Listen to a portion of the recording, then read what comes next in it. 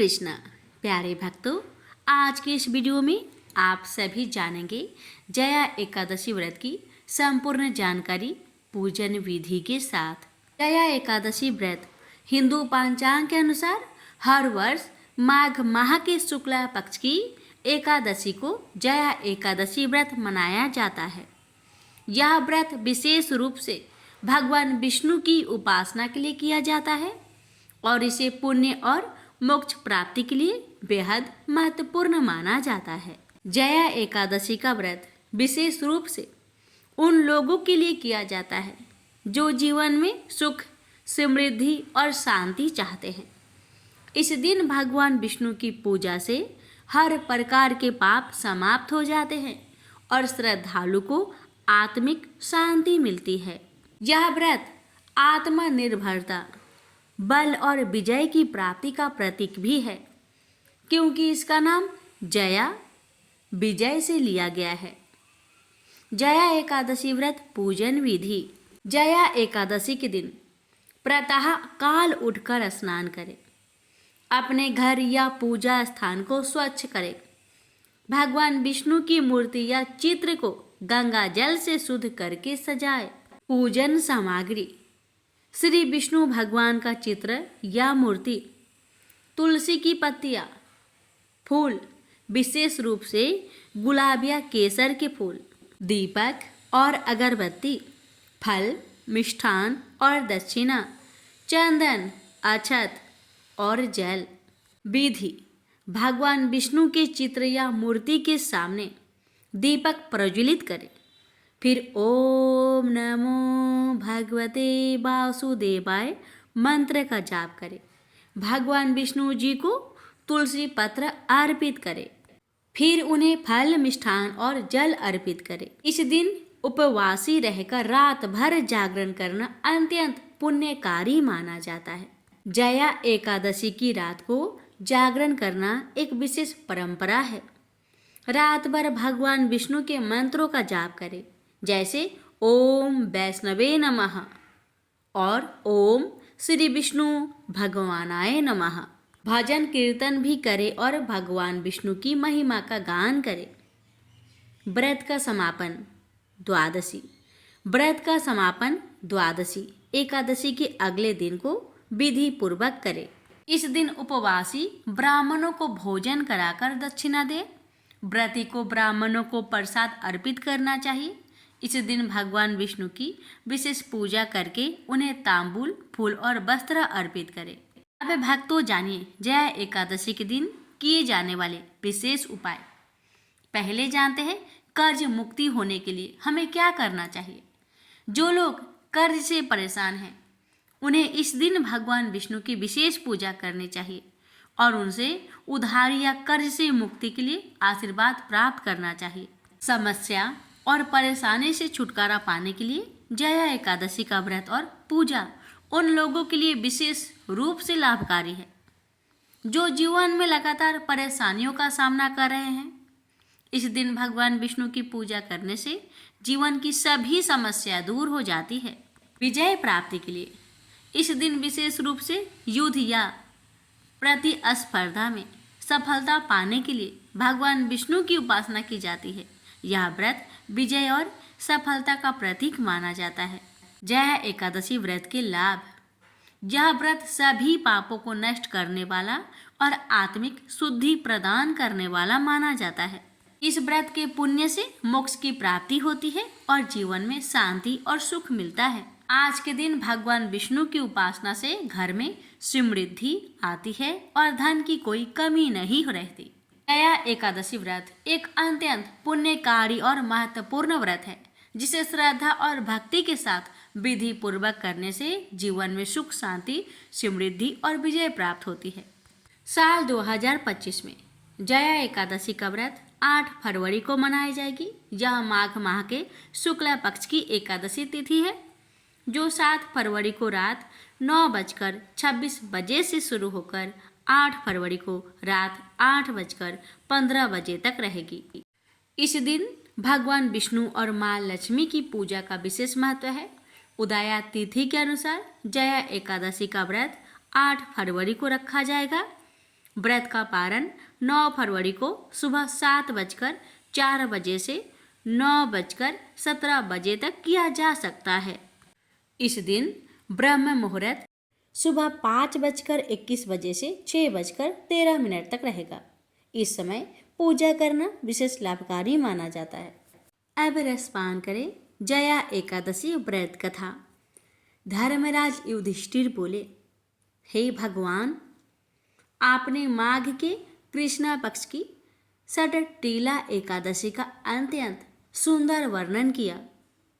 आप स्वदेज, अंडज, उद्दीज और जरायुज चारों प्रकार के जीवों के उत्पन्न, पालन तथा नाश करने वाले हैं।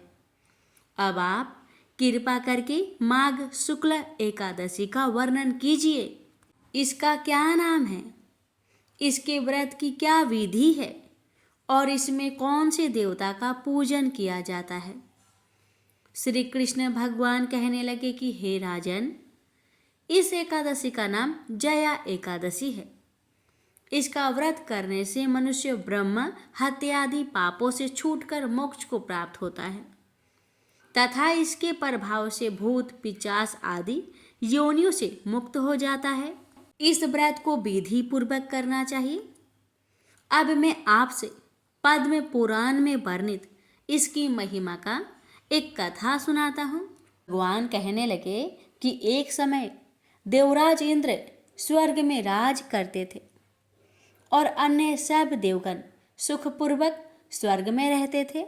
एक समय इंद्र अपनी इच्छा अनुसार नंदन वन में अप्सराओं के साथ विहार कर रहे थे और गंधर्व गान कर रहे थे। उन गंधर्वों में प्रसिद्ध पुष्पदंत तथा उसकी कन्या पुष्पवती और चित्रसेन तथा उसकी स्त्री मालिनी भी उपस्थित थी। साथ ही मालिनी का पुत्र पुष्पवान और उसका पुत्र मल्यवान भी उपस्थित थे। पुष्पवती गंधर्व कन्या मल्यवान को देखकर उस पर मोहित हो गई और मल्यवान पर काम बाण चलाने लगी। उसने अपने रूप, लावण्य और हाव भाव से मल्यवान को बस में कर लिया। हे राजन, वह पुष्पवती अत्यंत सुंदर थी। अब वे इंद्र को प्रसन्न करने के लिए गान करने लगी, परंतु परस्पर मोहित हो जाने के कारण उनका चित्त भ्रमित हो गया था। इनके ठीक प्रकार न गाने तथा स्वर ताल ठीक नहीं होने से इंद्र इनके प्रेम को समझ गया और उन्होंने इसमें अपना अपमान समझकर उनको श्राप दे दिया। इंद्र ने कहा, हे मूर्खो, तुमने मेरी आज्ञा का उल्लंघन किया है, इसलिए तुम्हें धिक्कार है। अब तुम दोनों स्त्री पुरुष के रूप में मृत्यु लोक में जाकर पिशाच रूप धारण करो और अपने कर्म का फल भोगो। इंद्र का ऐसा श्राप सुनकर वे अत्यंत दुखी हुए और हिमालय पर्वत पर दुखपूर्वक अपना जीवन व्यतीत करने लगे। उन्हें गंध, रस तथा स्पर्श आदि का कुछ भी ज्ञान नहीं था। वहाँ उनको महान दुख मिल रहे थे। उन्हें एक क्षण के लिए भी निद्रा नहीं आती थी। उस जगह अत्यंत शीत था, इससे उनके रोंगटे खड़े रहते और मारे शीत के दांत बजते रहते। एक दिन पिशाच ने अपनी स्त्री से कहा कि पिछले जन्म में हमने ऐसे कौन सा पाप किए थे जिससे हमको यह दुखदायी पिशाच योनि प्राप्त हुई। इस पिशाच योनि से तो नरक के दुख सहना ही उत्तम है, अतः हमें अब किसी प्रकार का पाप नहीं करना चाहिए। इस प्रकार विचार करते हुए वे अपने दिन व्यतीत कर रहे थे। देव योग से तभी माघ मास में शुक्ला पक्ष की जया नामक एकादशी आई। उस दिन उन्होंने कुछ भी भोजन नहीं किया और ना कोई पाप कर्म ही किया, केवल फल फूल खाकर ही दिन व्यतीत किया और सायंकाल के समय महान दुख से पीपल के वृक्ष के नीचे बैठ गए। उस समय सूर्य भगवान अस्त हो रहे थे। उस रात को अत्यंत ठंड थी, इसी कारण वे दोनों शीत के मारे अति दुखित होकर मृतक के समान आपस में चिपटे हुए पड़े रहे। उस रात्रि को उनको निद्रा भी नहीं आई। हे राजन, जया एकादशी के उपवास और रात्रि के जागरण से दूसरे दिन प्रभात होते ही उनकी 50 योनि छूट गई। अत्यंत सुंदर गंधर्व और अप्सरा की देह धारण कर सुंदर वस्त्र भूषणों से अलंकृत होकर उन्होंने स्वर्ग लोक को प्रस्थान किया। उस समय आकाश में देवता उनकी स्तुति करते हुए पुष्प वर्षा करने लगे। स्वर्ग लोक में जाकर इन दोनों ने देवराज इंद्र को प्रणाम किया। इंद्र इनको पहले रूप में देखकर अत्यंत आश्चर्यचकित हुआ और पूछने लगा कि तुमने अपनी 50 योनि से किस तरह छुटकारा पाया, सो सब बतलाओ। मल्यवान बोले कि हे देवेंद्र, भगवान विष्णु की कृपा और जया एकादशी के व्रत के प्रभाव से ही हमारी 50 देह छूटी है।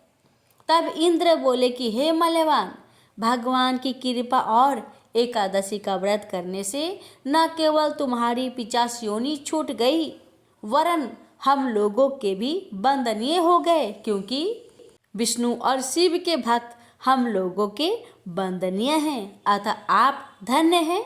अब आप पुष्पवती के साथ जाकर विहार करो। श्री कृष्ण भगवान कहने लगे कि हे राजा युधिष्ठिर, इस जया एकादशी के व्रत से बूढ़ी योनि छूट जाती है। जिस मनुष्य ने इस एकादशी का व्रत किया है उसने मानो सब यज्ञ जप दान आदि कर लिए। जो मनुष्य जया एकादशी का व्रत करते हैं वे अवश्य ही 1000 वर्ष तक स्वर्ग में वास करते हैं। प्रेम से बोलिए जय श्री हरि।